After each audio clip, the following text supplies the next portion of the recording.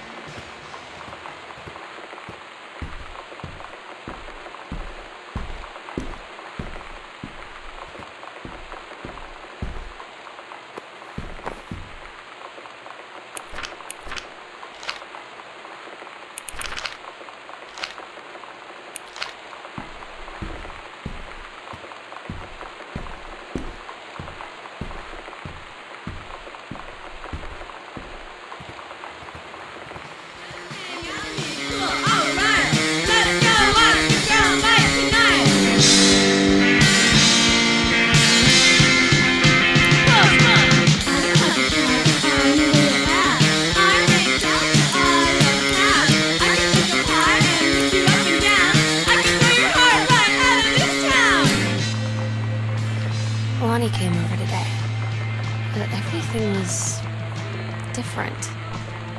She was sitting at my desk chair, and she wouldn't look at me. Finally, I asked her what was going on. She said she felt like she'd done something wrong that night in the city. Like I must think. But I said no, there was nothing wrong. I just wanted to say, but I couldn't find the words. I felt like I was gonna cry, but I wasn't sad. She got up and sat next to me on the bed. I looked at her. Lonnie, do you think you could ever... And that's when she kissed me.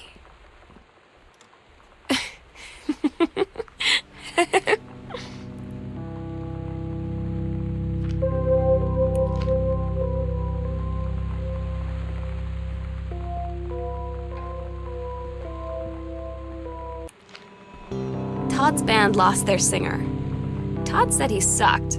Lonnie said he got sick of Todd's shit. and he was complaining about needing a new singer. So Lonnie was like, I can sing. And they were all kind of like, you can? And she was like, probably. But she's been rehearsing with them for like a week now. And I finally got to see them play in Todd's basement today. And she's actually really amazing. I feel so proud when she's on stage. It's incredible being in awe of someone you love. So everybody knows it's like a temporary situation till she ships out in June. But till then, I'm gonna be at every single show.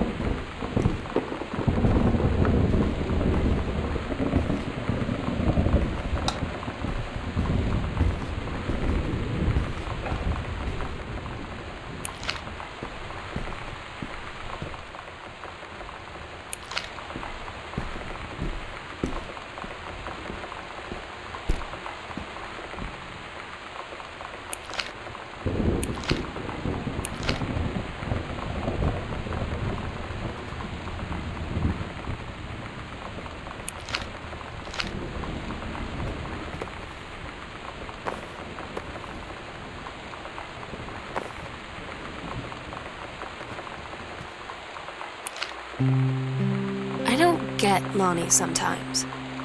Like, her band, and our zine, and her hair, and everything are all anti-authority. But I watch her in JROTC, and she's doing drills in perfect formation, following orders, no question.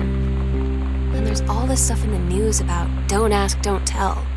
Like, she's going to join the army and then have to lie about who she is. She said they don't need to know what they don't need to know. Like it was no big deal. This from the girl who trashed her locker to, like, defend my honor. I've learned when to stop arguing, though. I don't think Lonnie even gets Lonnie sometimes. I had an interesting talk with Mom and Dad tonight. One you were never gonna need to have. I mean, you've known, right? I've known. I've known since, like, She-Ra. Mom and Dad didn't, I guess.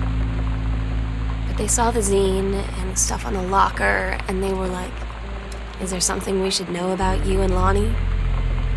And so here's the thing. I was prepared for them to be mad, or disappointed, or start crying, or something. But they were just in denial. You're too young to know what you want. You and Lonnie are just good friends. You just haven't met the right boy. It's a phase. That's what I didn't see coming. That they wouldn't even respect me enough to believe me. Well, joke's on them, because they're in for one very long phase. We agreed our last night together would be our happiest ever, and we'd forget tomorrow was going to come at all. It worked for a while. We had a good time seeing Oscar off, then ran up to the attic to look through our photos, to find one for Lonnie to take with her. And looking at them, I realized they were all in the past, and there wouldn't be any more. And I didn't know what I was going to do. And I cried. The sunset light in this house is the saddest thing I've ever seen. I just want to sleep. When I'm in the attic, it almost feels like Lonnie could still be here. She's just downstairs. I'm just waiting to hear her pull down the hatch and come running up. Maybe I'll go up to the attic and wait.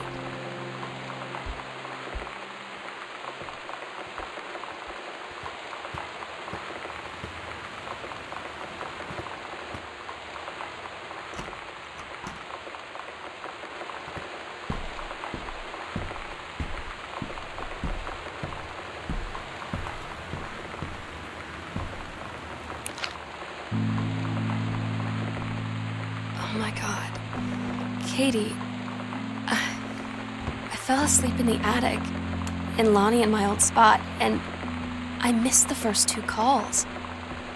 I just barely caught the 3rd one before the machine got it. And it was Lonnie, on a payphone.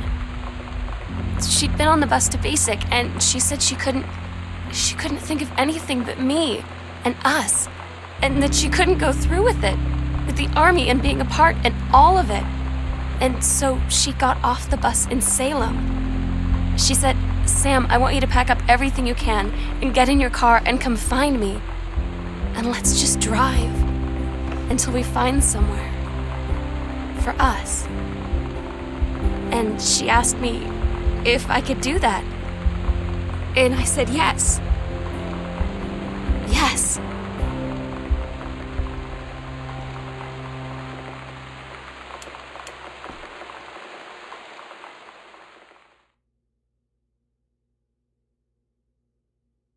Katie, I'm so sorry that I can't be there to see you in person, that I can't tell you all this myself.